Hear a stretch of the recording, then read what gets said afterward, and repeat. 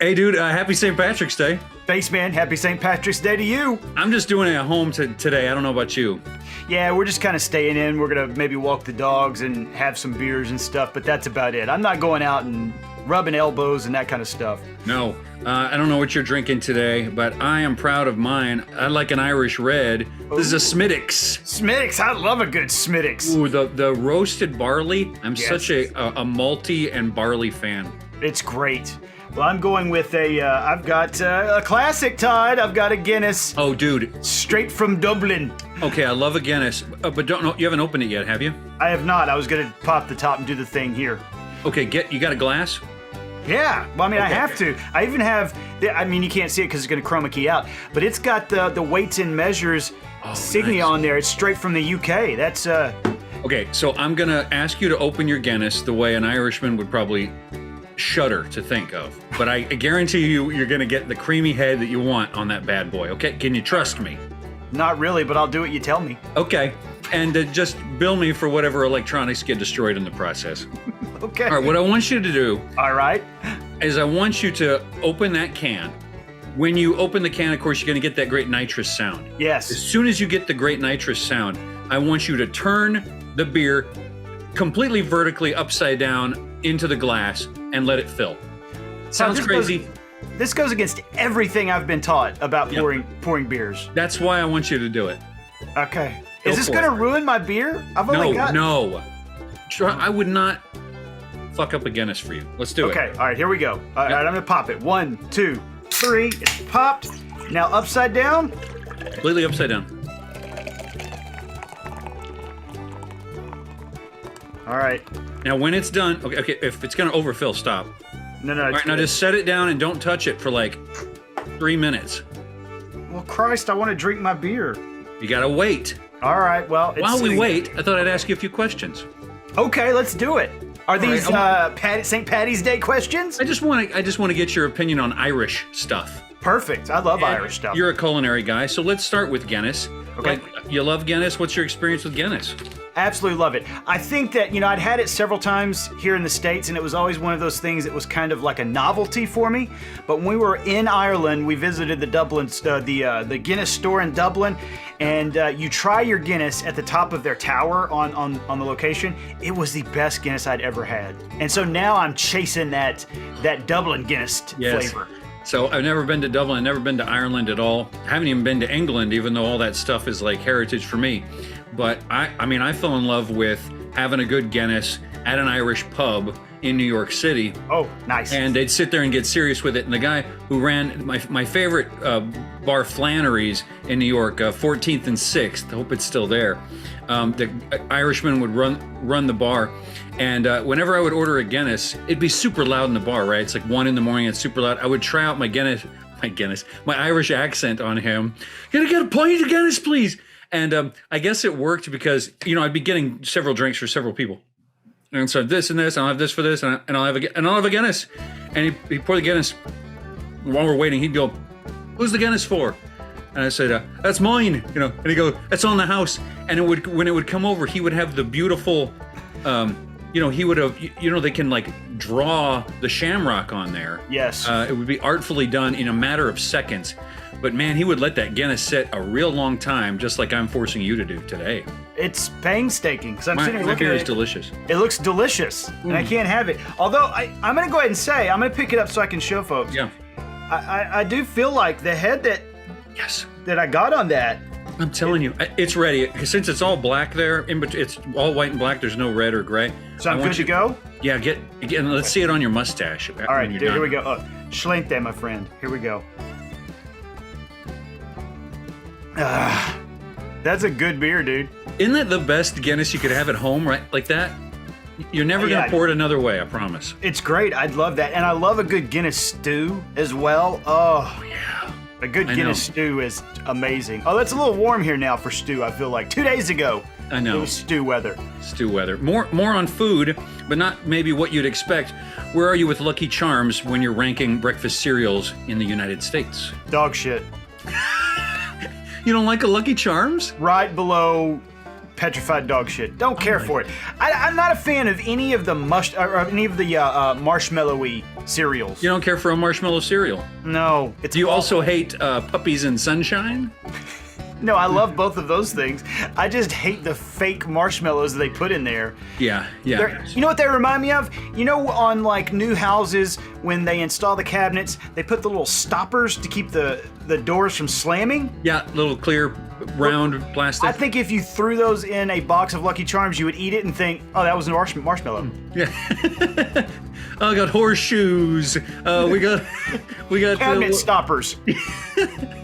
Where are you at with the marshmallows? I'm assuming you love them. I love a Lucky Charms, but I am annoyed because now available in grocery stores is a chocolate Lucky Charms. Oh. Now, I love chocolate, that's fine, but there are enough chocolate cereals out there. Right. Let the Lucky Charms be the Lucky Charms. If you want a chocolate cereal, go have a chocolate cereal. Yeah, that's a very good point. I agree with that. All right, where are you with black pudding? 100%. 100%. So the fry up in Ireland, it always has black and white pudding sometimes. Yeah. I would order extra of that. So I love a sausage. And I have had some sausage that maybe people in my party have cringed at, either the look or whatever, but I've never been disappointed in a sausage. I've never had a black or a white pudding. You've not? I haven't. Dude, it's so good. I mean, I have, because I love food, I have Google imaged it and like just scrolled. And scrolled. Like, there is nothing like an Irish or an English fry up for breakfast. Well, I don't love sweets for breakfast, so I feel like it's for me, you know. And I like the idea of, like, you know, roasting a tomato real quick, and I love all the, you know, whatever the breads you're gonna do.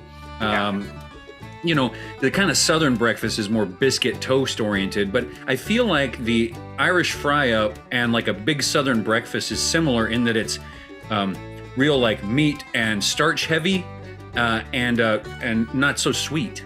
And it's so massive that you don't want to eat until like 3:30 in the afternoon. I love it. Yeah, and the other thing too is instead of toast, so you can get fry-ups here, I feel like, but they're never the same as an English or Irish or even a Scottish one. One of the good distinguishing characteristics of a good fry-up is that they have fried bread, not toast, fry bread. Right. So after they're done frying all the meat and all of that fat is there, they essentially deep fry your bread in that fat. You say more. I'm almost to climax. Say a few more. The outside is crunchy and the inside is like pudding, but with meat fat. See that, and like the idea of those Irish potato pancakes cooked in the fat. Oh my God, that sounds Delicious. so good. Delicious. Okay, and in terms of sandwiches, will you do a corned beef ever? Yes. Do you do a corned beef on its own, like as a sit-down meal? Or do you like it in a sandwich? Because I've only ever really done it as a sandwich. You know what? I do like a good corned beef meal. I'm a fan of that, and I really love a Sunday roast. Sunday roasts are huge in Ireland, just like they are in the UK. Nice. A Sunday roast, fantastic. Yeah. Now you can braise corned beef, can't you? That's essentially yes. So a lot of times they're braised. I like that idea, man. It sounds it's good. All right, let's move away from food. Oof. I don't know if I want to. Go ahead. All right, I'm going a quick literary one. Yeah. Where are you with, for folks who don't know, Mark and I are college professors, teach writing. Yeah. And this guy, when we went through grad school, heavily emphasized. Emphasized. Here's what I will say about James Joyce. James Joyce. Avoided him entirely. I was able to get out of undergraduate, and graduate school without ever once having to pick up his awful, long, bloated prose. So I read Dubliners first, which are short stories that you can actually digest. But then I wanted to get into the classics, and I was in that stage in life, 21, 22 or whatever, where I was like, I'm gonna read all the hard books. Yes. T.S. Eliot and all that stuff that was like they wrote it to make you work. Yes. Those modernists, they really wanted you to work. This one, I picked it up. This is voluntary. I didn't buy this for a class, right? But I've had this for maybe 2 decades. Look at the spine. That's a clean spine, isn't it? Clean spine. That's how it was. That's how you bought it at Barnes & Noble. This is how I bought it at Barnes & Noble. I even went and did this, which is dumb considering the digital world. I bought this when I struggled. I bought this because I thought I'm going to follow along. I'm going to read to figure out what the hell is going on in the 10 pages. And then I'm going to read the 10 pages because I really want to access this thing and try to enjoy it. I can't get through it. I can't get through it. I that was one of those that I intentionally avoided. I remember in undergrad, somebody was there was a class on Joyce at Baylor, and I had several friends like, don't take that class. It's unbearably boring. And so I looked at, you looked at the syllabus and everything, and then I looked at Joyce's work. I'm like, nope, avoiding that as much as possible. And in graduate school, I was able to duck and dodge my way around it and didn't have to do anything. That's right. Here comes Joyce. Ooh, no, pow. Ooh. I want to just get out of that class. Yeah, dude, I don't blame you. Okay, last one. This is a musical one. Okay. Where are you personally with U2? I don't care for them. All right, so we are like-minded lunatics because I feel like everyone I know, just like with James Joyce, it's like a crime to say it's not one of your favorite things. Pretentious. I'm gonna say First of all, I don't know how to play the guitar. Okay. Yeah. I own one, but I don't know how to use it, you see. I don't know how to use it properly. Much the same way with your stationary bike. That's right. Damn thing doesn't seem to work itself. It seems to be that I'm supposed to be involved in some way. Right, I can't figure out. I can't make it go. Yes, the guitar and the stationary bike, same energy. Not going on their own. Right. I would love to just set it down, turn it on, and watch it. I mean, that's, it's not working. It frustrates me. But the Edge, so not an expert, but the Edge, I don't like his whole vibe. I don't like the entire vibe of it. There's so many pedals going on that I feel like he's just strumming once, and then he's getting all of this sonic reverberation that is not his skill, but it's just noise, and it might sound cool, ethereal, whatever. Right. But like, take any other major guitarist, I feel like they're doing more. Yeah. They're doing more to get the sound. And I think for me, my relationship to them is about the same as my relationship with Oasis, in that I know that they're talented musicians, but their pretentiousness turns me off immediately. Yeah. I know, like, when we all got on iTunes, we all got that free U2 album, I was like, no. Nope. I don't think I've ever listened to it. I didn't either because I was so mad at it. I think I'm going to... You know how in the 90s we used to get those big things of CDs? Yes. CDRs? I think I'm going to get a bunch of like 100 CDRs, and I'm gonna burn that album, and I'm gonna go sit out and try to sell it. We'll get my daughter at a lemonade stand, and then I'll be next to that with CDs. Are you gonna pirate CDs in 2022? That's gonna be a business venture for you. I mean, even if the cops come by, they just laugh. No one's gonna who's gonna buy that from that guy? You might as well be selling beepers. What is he doing? It'll be the guys our age. It'll be the 40-something dudes. Yeah.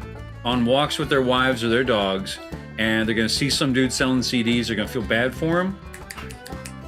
100%. Enter Todd. That's Look at this poor slob. Yep.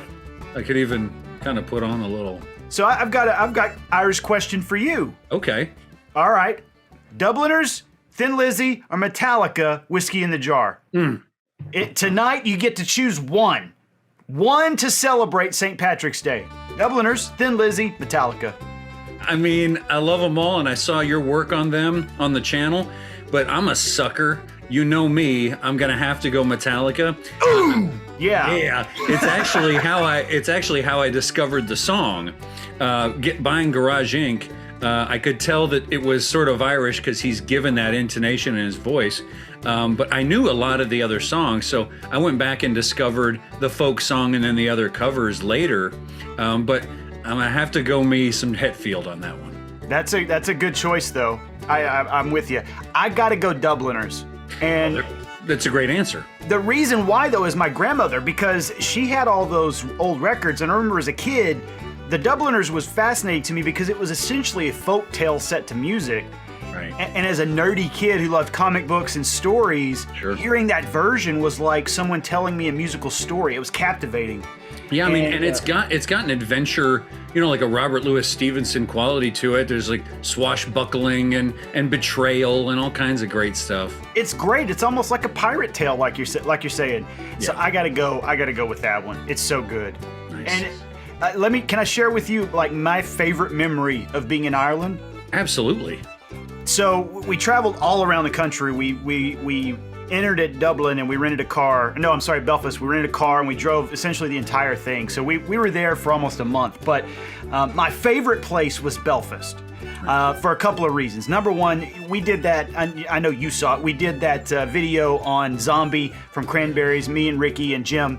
Very powerful. And I saw you do the covers. You just did the covers matchup. Yes, I published that one pretty recently. So in Belfast, we spent a lot of time visiting the Shankill area, Falls Road area, visiting the Peace Walls, essentially walking through all of the monuments and stuff like that. Incredibly moving. And then at night, you would go to the pubs and it would be raucous and fun, and you'd have a stew, you'd have a good pint. It was fantastic. But my favorite part of being in Belfast, we're at our house, our Airbnb, and we're on the 3rd floor, and it's in a neighborhood, really nice neighborhood. Okay. I wake up that morning and I'm getting my coffee, and the window's open, and I'm just sitting there looking out at this beautiful little area. Yeah. And I hear somebody scream, "Because you make me feel like a bad person!" What's happening here? So I look out the window, and this is what I see on the other side of the street. I see a young woman, pretty young, and all she's wearing, Todd, and this is pretty cool outside, is a t-shirt. Okay. She's barefoot, Yep. and walking in front of her is a young man, and he's got his pants and he's buckling them on, and he's trying to put his shirt on, and he's walking away from her real fast. Yeah. And she's behind him, not whispering, but saying in a normal voice, "But I don't understand, what's wrong?" And he's going, "You make me feel like a bad person! You're a horrible human being!" And he's just walking off, throwing his clothes on, and she's shuffling behind him in nothing but a t-shirt going, "Please, will you come back to the room?" He's like, "You make me feel like an evil man!" He's just screaming at the top of his lungs. And it was my favorite thing. I have no idea what happened between those two people. What she said. Oh, but it was devastating to him. Isn't that great? She was making him feel like a bad person. Oh. And in that moment, you just get to like close the blind, have the coffee, and turn around to a wife who's not mad at you. That's right. So that was my favorite memory of being in Ireland, in the Republic of Ireland, and in Ireland. And that's awesome. Yeah. And you can say Belfast correctly. I like to think so. Yeah, I would have said Belfast. I can't say English, United States English words properly, but if I'm going to be over there, I don't want to get in a fight with an Irishman. Well, no, because you're the Texan, and if you go outside of the country and you have to like be extra smart, or they assume you're a dummy. That's true. Yeah. Well, can I tell you another story about Ireland? Of course, but I'm finishing my beer here. Okay. So we went to spend my 40th birthday. You know this. We spent my 40th birthday on the banks of the Thames watching. My birthday's on New Year's Day. We spent it New Year's Eve watching the fireworks over the Thames, and the fireworks shoot off the Eye of London. So we had to get there early to secure our spot, and especially like in little pins. Right. And so we get next to this fence, and we're hunkering down, waiting for the fireworks to start, having beverages. Yep. And there's a guy next to me. He's pushing me too close to the fence. I don't care for it. I'm getting annoyed by this man. He keeps pushing up next to me, and so I give him one of them, a good one. And he turns around. Give him a Texas elbow. Give him a Texas elbow. That's correct. And he turns around and he starts to push me, and I'd been leaning on the fence, so I was down like this. Yeah. And he pushed me. And then I stood up, and I was about a head taller than him. Good. And he realized he'd fucked up. And the moment he pushed, I was like, and I started, the Texan comes out on me, sure, and I grab him, and I go, "Motherfucker, I will," and I rear back. Yeah. And when I do, he kind of cowers down. He's like, "I wish you Irish trash would go back to Ireland." Not Irish trash, but I'm going to take that as a compliment. So in It England, jogged you enough to keep you from smashing him in the face. that's right. It stopped me in my tracks. I'm like, what? But the moment I started to rear back and I called him a motherfucker, he was like, "You Irish trash, go back to Ireland." Huh. All right. I like it. I love that. Those are my 2 Irish stories. It's like you you had a new badge of honor that day. I know. I'm like, Somebody well, thought I was Irish trash. he called me Irish trash. He got half of it right. He got the he got the location wrong. Nice, dude. Did you finish yours? Are we done? Is that what's happening? Well, if you got more, but I think that's great. Oof. All right. I know the Guinness goes down slower. Yeah, it's like barley soup. Yeah, unless it's your 5th, and then it goes down pretty quick. Way too fast. All right, so we're gonna tell everybody. What are we gonna do? Are we just ending? Is this gonna end? Yeah, it'll just fade like many of those St. Patrick's nights from our past. From conscious to semi-conscious to not conscious at all. Yeah. I want to say here at Like Minded Lunatics, happy St. Patrick's Day. At least I didn't say Thanksgiving that time. That's a good ending.